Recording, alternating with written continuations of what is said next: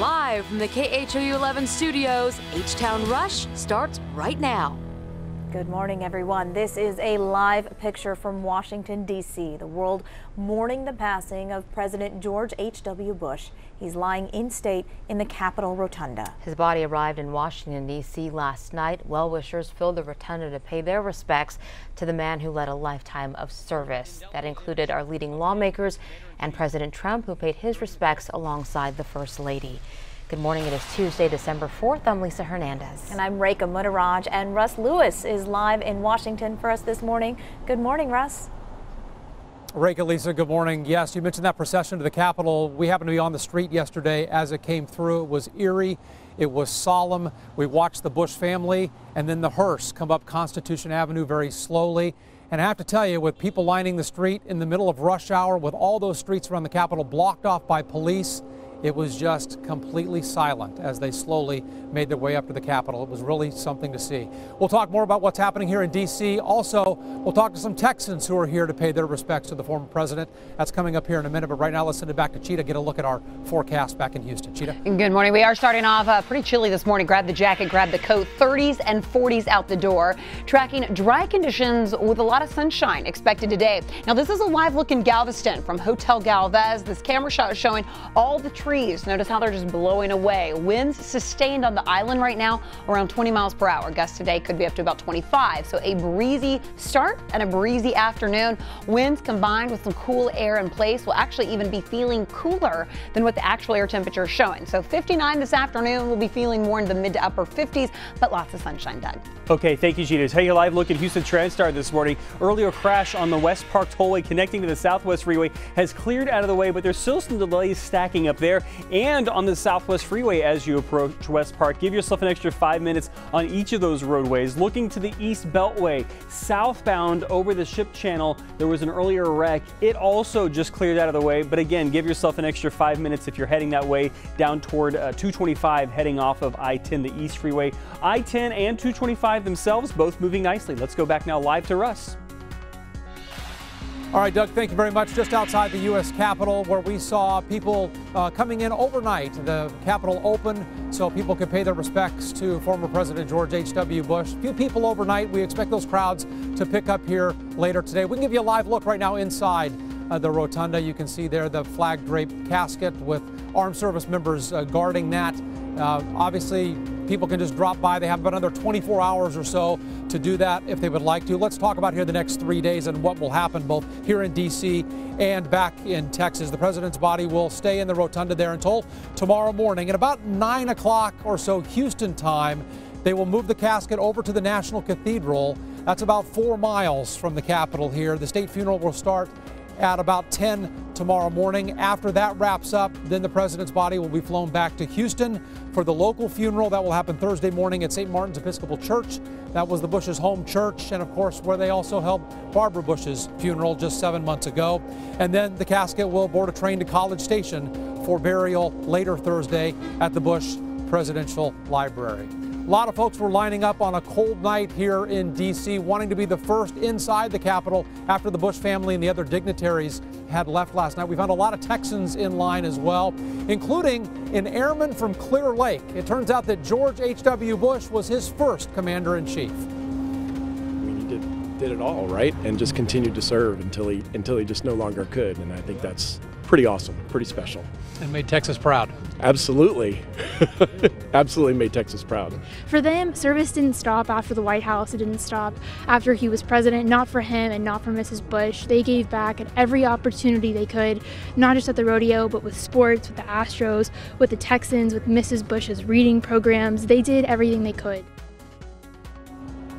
I talked to several young people there like Jenny in line. Amazing, because she obviously too young to remember George H.W.'s presidency, but she seemed to know a lot about it, and as a native Houstonian, of course she would. And the most important thing she mentioned was just how much the Bushes were accessible around town. We've heard that from so many people here in D.C. as we have back in Houston.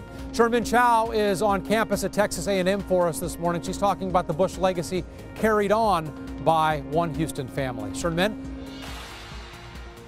Yeah, you were right, Russ. You know, a Houston family doubly touched by the loss of President Bush. Their son who had wanted to attend the Bush School of Government, could not. He died when he was just 14 years old. That was in 2010. Michael Ryan Bernice killed in a hiking accident.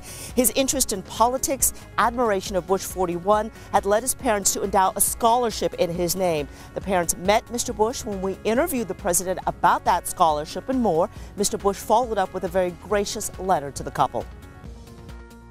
Needless to say, I'm very touched that one of Michael's dreams was to attend the George Bush School of Government and Public Service. He was a very generous soul.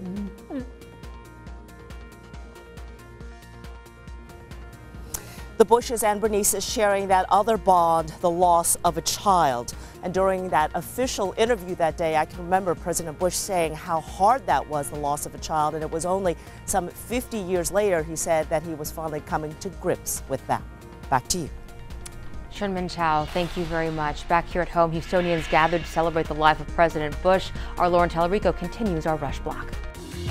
A beautiful tribute last night at City Hall for President George H.W. Bush. Although there were some somber moments, this was definitely a celebration of life. The memorial drew big names like country star Clay Walker, Houston's own La Mafia, and gospel singer Yolanda Adams. And plenty of people rocked their most colorful socks in 41's honor. The late president got his service dog Sully in June, just 2 months after the passing of his beloved wife Barbara. Sully is now famous with his own Instagram page. He was a best friend to former President Bush, helping the 94-year-old with daily life. A specially trained service dog whose next assignment will be helping wounded soldiers at Walter Reed National Military Medical Center. President Bill Clinton and Hillary Clinton canceled their tour stop in the Houston area so they can pay their respects to President Bush. They were supposed to speak at the Smart Financial Center today. Instead, they'll be in Washington, D.C. They have not yet set a new date for that Sugarland event. Tomorrow is the National Day of Mourning. All state agencies, many local governments, and most federal agencies will be closed, including the Postal Service. And that is your Rush Block on a Tuesday morning. Now let's dive deeper into what that National Day of Mourning means. A lot of people are asking questions about the impact tomorrow's designation will have on the day. Doug Deloney's watching that for us. He's got the info you need to know. Hey, Doug. That's right. Tomorrow, all federal offices will close to honor 41. President Trump declared Wednesday as a national day of mourning. In Fort Bend, law offices there will close. Maybe you saw their posts go viral saying that they will close for the National Day of Mourning, but they say this applies to all non-essential offices. So, of course, if you're in need of assistance, you call 911. Yes, they will respond. Patrol, dispatch, jail staff, bonding will be working. Some other things to know. We mentioned no mail service tomorrow. However, the post office says it will be delivering some special packages because it's the holiday season and they do have some delivery deadlines. And New York Stock Exchange and NASDAQ will also close tomorrow, and the Supreme Court will postpone arguments tomorrow. Now, back here in Texas, there are some other things to note. Some banks and courts will close, so make sure you call that courthouse. Make sure your appointment is still on. General government operations and services will also be run by a skeleton crew. Again, talking about that essential staff guys. Now, this post, when we talked about this yesterday and overnight on our Facebook page, it went viral. A lot of people sharing it. And yes, we had some students and some teachers say, hey, so does that mean we have off on Wednesday? We've not heard of any schools canceling class for Wednesday. But of course, maybe there's some private schools that will do that. It's certainly not a widespread thing. So yes, public schools in session. You have to go. Sorry, kids.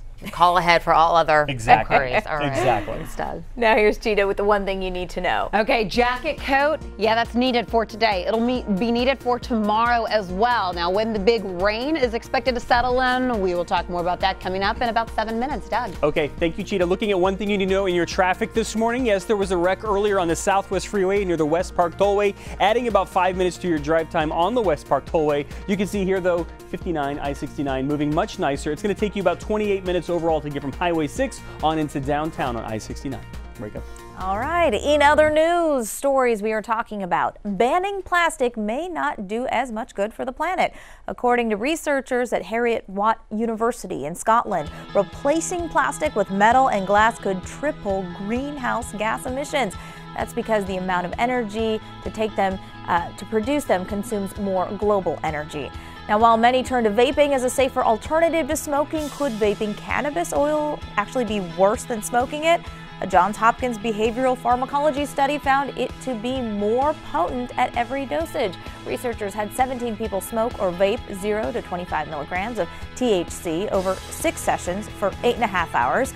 Turns out all of them who vaped, even the lowest amount, had twice as many mistakes on a cognitive test. So they say couples who live together find their rhythm, and that can manifest itself in what you fight about.